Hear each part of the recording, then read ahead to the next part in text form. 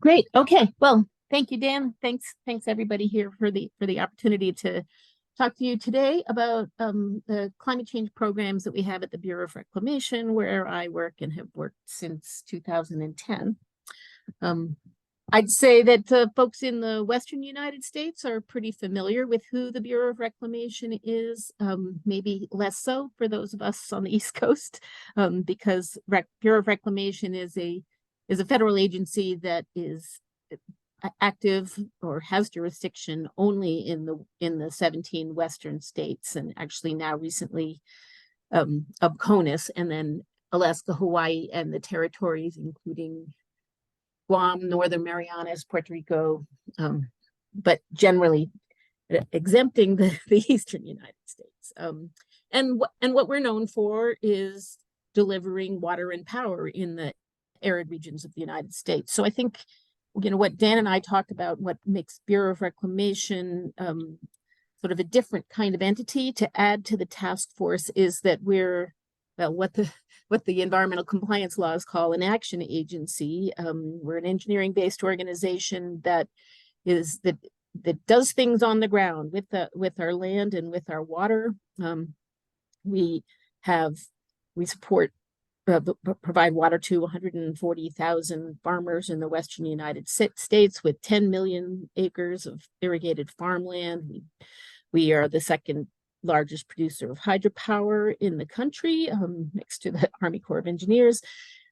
So we do a lot of actual on the ground stuff. We don't regulate anything, but we do provide services to a lot of taxpayers.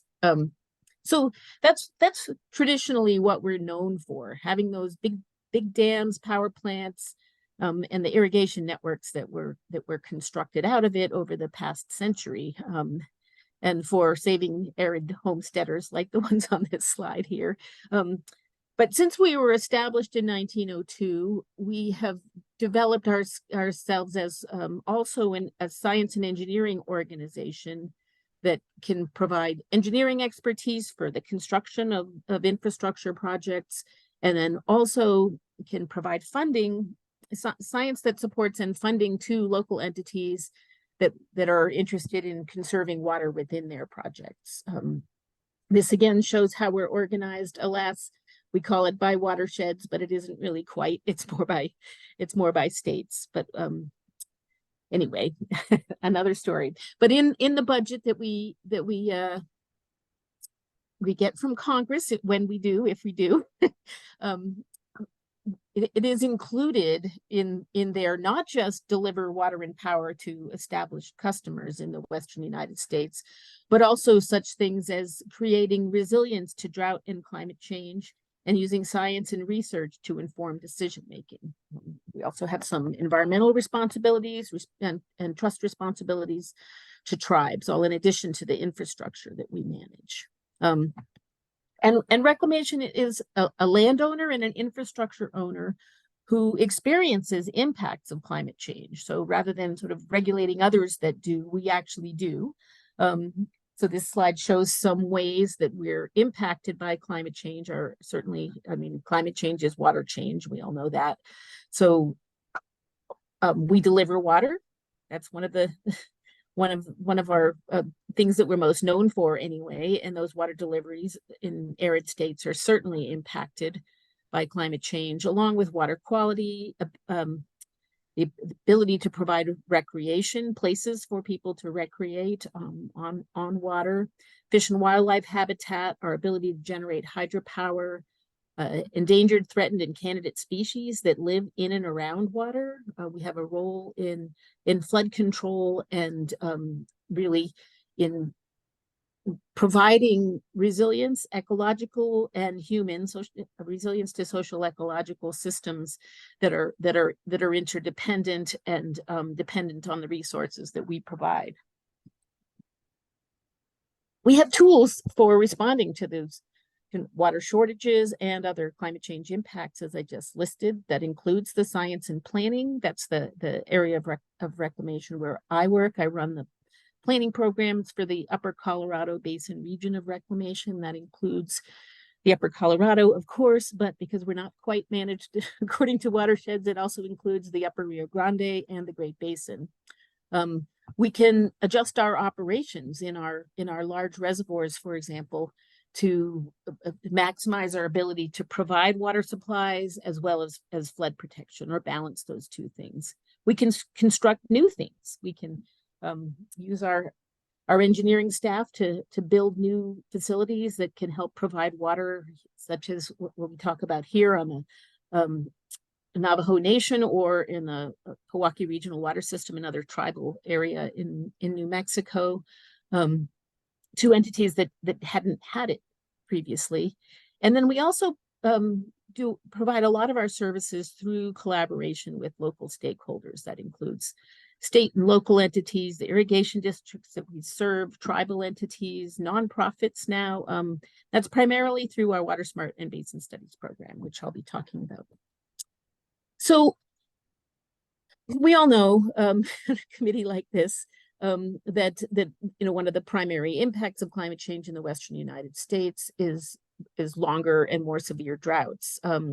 So I put this slide in just to again sort of highlight a difference in what Reclamation's task is in the face of this, and that is, how do we best design and operate the infrastructure systems that we have in order to withstand or provide resilience during these longer and more severe droughts.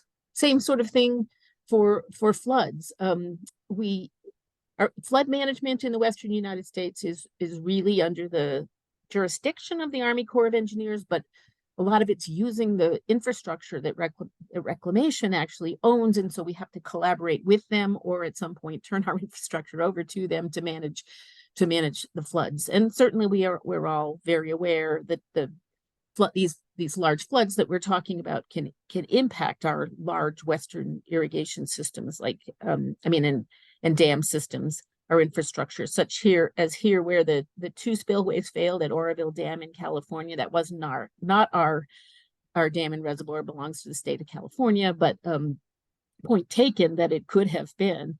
And then another image showing the Yellowstone floods. These, of course, our floods are getting larger, and the impacts of those accumulate in the rivers and the reservoirs where we operate. So we are where the effects, kind of where the effects are really felt. So Reclamation's work in addressing impacts of climate change began back in 2009 with the passage of the Secure Water Act. This is actually the law that brought me to Reclamation. I had been working in the private sector and saw that Reclamation was really a place where I could do the climate change work that I really wanted to focus my career on. And the programs that we've developed under Secure are still very active. They include the Water Smart program and the Basin Study program, where we collaborate with stakeholders in the various basins to plan for the impacts of climate change. But it also led to us creating the climate change and water program that we've really developed a reputation for at Reclamation. We have a website that has long provided the coupled model intercomparison project 3 and 5 downscaled and bias corrected climate projection sets that I'm sure many of you are very familiar with, and you're probably familiar with our website. And it has sort of focused on these real traditional methods of taking all of these general circulation models, downscaling, bias correcting, and developing sets of information that can then be used in local operations models to see how those changes that are sort of encompassed in the general circulation models play out within operated systems in the Western United States. And what we've found through the process of doing that is that the big challenge for us is dealing with the uncertainty associated with these things. We can develop all sorts of projections, and there's also discussions about which ones of these climate projection sets are better or worse in different parts of the country and that sort of thing. But really, what's become really clear to us is that we need ways to manage uncertainty. And taking action under uncertainty involves risk, but so does taking no action, like this young man who doesn't get alligator spray or crocodile spray because he doesn't know which one to get. So this becomes our challenge. How do we incorporate climate change into our operations and our infrastructure planning by planning really for resilience under a wide range of potentially uncertain futures? Really, how do we build resilience into our systems to help it withstand larger disturbances like 500-year floods instead of 100-year floods, that sort of thing? And then also, when the systems that we're dependent on, such as the headwater forests that provide the water supplies to our systems, become threatened with a resilience transformation into a new kind of system, how can we best manage that transformation rather than be victims of it, and find ways to continue to thrive in the new system that develops there? So this is something we put a lot of thought into, and I personally actually am working on developing some resilience guidance for reclamation that would supplement the sort of general how to plan for climate change guidance that others are developing, and I'll talk about in a minute. So really, we're trying to develop alternatives to just looking at downscaled climate projections directly, figuring out, following the median trace and trying to say that's going to be our future, right? Which for a lot of reasons is really non-ideal. So a direction that we're going, I put one example up here where we're using a stochastic weather generator, and now it's turning into a stream flow generator in the lower Santa Cruz River in California. But there's another number of other examples where we're using principles of decision making under deep uncertainty or decision scaling. We're working with Casey Brown at the University of Massachusetts, who's made a name for himself in this decision scaling, but more bottom-up approaches to figure out sort of what range of possible futures our adaptations, be they operational or new infrastructure, those sorts of things, will be effective, and then also where the system breaks. So where are those resilience thresholds? And we're finding these alternative ways rather than just following straight projections to do that. So while we're doing that work and the sort of science and engineering work at Reclamation, we are part of the Department of Interior, and the folks higher level, certainly than myself, at Interior have worked to develop department-wide approaches to, here we say, the climate crisis and restoring transparency and integrity to the decision-making process. So new departmental guidance is coming out in the areas that we list here: climate adaptation science, planning and environmental compliance and reviews, managing ecological transformation, as I've been talking about, and then incorporating indigenous knowledges into our work and into our science and engineering practices within an area that has sort of numerous tribes as primary stakeholders to us. So in following from that guidance, Reclamation's approach has been to develop a new climate change adaptation strategy that focuses on, we call it operationalizing climate change. But really what that means is to incorporate climate change planning from the bottom floor of every project that we do across all of Reclamation's mission areas, rather than, as we've done in the past, to finish our NEPA compliance or infrastructure design or something like that, and at the end do a little sensitivity study of the impacts of climate change and tack that on at the end. We're really trying to get the climate change planning in from the very get-go through the steps in this climate change adaptation strategy. So just a couple of slides with a little bit more detail on both of these things. First, the climate change operationalization. I'm not telling you anything you don't know. Climate change is impacting us now.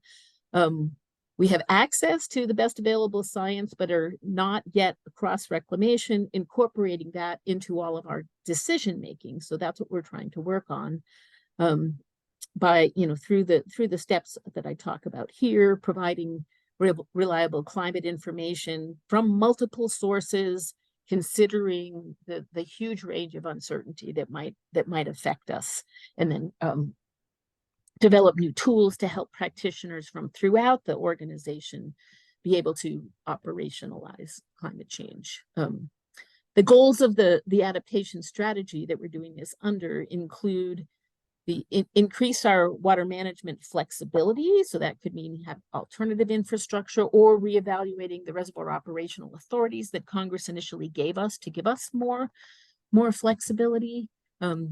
Enhance our climate adaptation planning, as I was talking about, across all of our mission areas. Improve our infrastructure resilience, a very engineering approach, and then expand information sharing. So here's something that we've done to expand our information sharing. We've developed a community of practice. Its priorities are to build this larger tent, to bring in everyone who is making decisions within our agency, to be able to have access to and incorporate the information that we're developing under our climate change programs. And then we're advancing really tools, science, and methods throughout the organization to help support them in trying to do this. Here's one area I talked a little bit about. We're trying to develop some really simple guidance that entities who are doing some simple level design or who are doing environmental compliance projects, those sorts of things, who can follow some simple processes to incorporate climate change that has happened already. You see in steps 2 and 3 here, and then projections of future conditions, so that they can feel confident in the decision that they're making, that it's incorporating conditions that would likely be expected in the lifespan of the decision that they're making, be it infrastructure or operational policies or something like that. So another area that we've gotten involved in recently, and I'll say I live in Dagmar, I hate to interrupt. How many more slides do you have? I actually have just a couple more. It looks like it's, I just want to make sure we have some time for Q&A and Fernando. That's all. You're good. Okay, great. So a new program that we've been developing at Reclamation recently came from a big wake-up call in New Mexico. I'm sure all of you heard about the Hermit's Peak Calf Canyon fires, federally set. Not really our finest moment, but certainly a wake-up call that this is another thing that we really need to consider. And I talked about where reclamation infrastructure is where the sort of effects of floods all really come together and affect infrastructure. And the same thing is true with wildfires and subsequent debris flows. So Reclamation has been trying to develop a program to address its wildfire risks. Again, we have 6 million acres of burnable land, but that's not really our problem. Our problem is that things that burn upstream affect us, and we need to start to collaborate with other entities in order to really protect our infrastructure and our ability to provide critical resources such as water and energy to our customers. So this is a new program since 2022, but we've hired a new National Wildland Fire Coordinator, and we've made agreements with other entities to fight fire on our property and around our property to try to protect against or mitigate against this risk. And we have developed an online dashboard to highlight the locations of the risk. One other thing I'd just like to highlight really briefly, something that we are known for throughout the country, is our new Water Smart program, responding to growing population, restoration needs, drought, and climate change. It really was originally a climate change program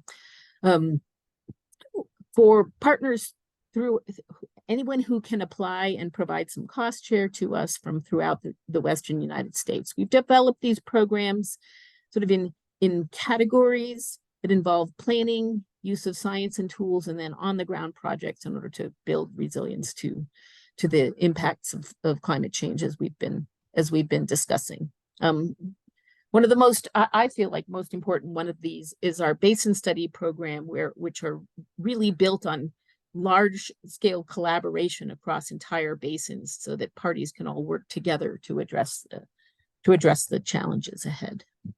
And there's lots of money in them. We got billions of dollars under the bipartisan infrastructure law.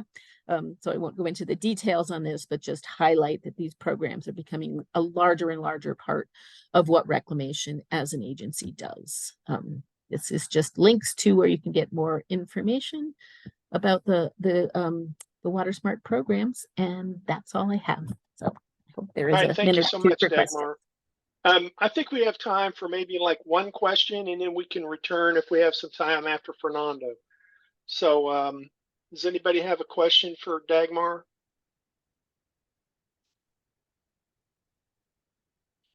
Ben, I see you've got your hand up. Hi, Dagmar. Thanks for the presentation. Thanks for being with us today. This was really informative. And this could set up a longer conversation that maybe we end up having offline. But I just wanted to ask, to what extent the best practices and tools you're using for different activities across the Western United States are using kind of consistent sources of climate change information. And, I wanted to throw out there that, the forthcoming, again, the forthcoming 5th National Climate Assessment, I think presents an opportunity for the Bureau and many other federal agencies to be using that as kind of a first stop for, using consistent climate change observations and scenarios in your work. I appreciate that. Thanks. No, absolutely. The national climate assessments are something that we've relied on through many climate, much of our work in climate change in the agency. I wouldn't say that consistency across the agency is really our strong suit. We're more likely to encourage sort of different regions of reclamation to see what works best for them, right?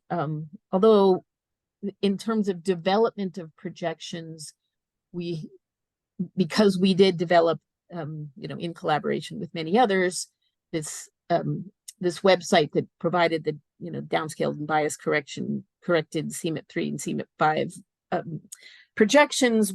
We use those across the agency pretty consistently for a while, but with these uncertainty questions that I was talking about, there's a lot less consistency. And I appreciate what you're saying, and I think that it could well be something that we'd want to incorporate into that guidance that we're developing, is using what it says about, say, your region, the region where your project is in the National Climate Assessment, and help that sort of be a starting point for your understanding of how things might change. So thanks for that comment. That's helpful. All right, excellent. Well, thank you, Dagmar, and I look forward to your continued participation here on the task force.